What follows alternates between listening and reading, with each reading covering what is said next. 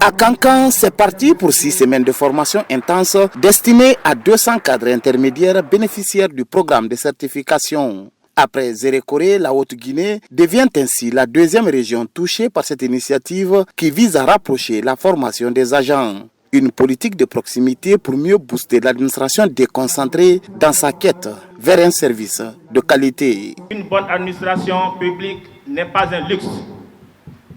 C'est une condition essentielle de développement. Or, il ne saurait y avoir une bonne administration en l'absence d'agents publics compétents, intègres et disponibles, formés et rompus à toutes les techniques modernes de l'administration publique. Eux-mêmes qui sont présentés et ils ont été admis pour faire cette formation.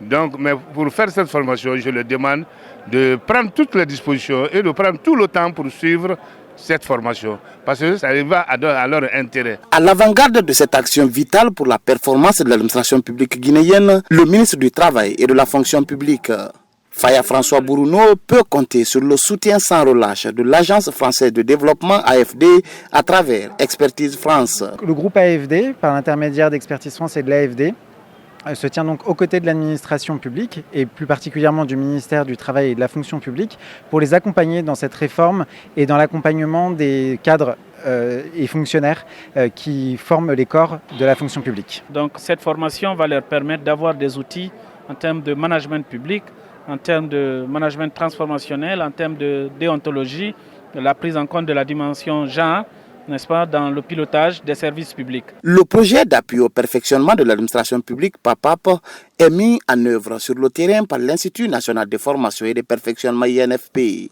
Dans les prochains mois, les régions de l'Abbé et Kindia bénéficieront du même programme qui ambitionne de certifier en tout 600 cadres intermédiaires dans tout le pays.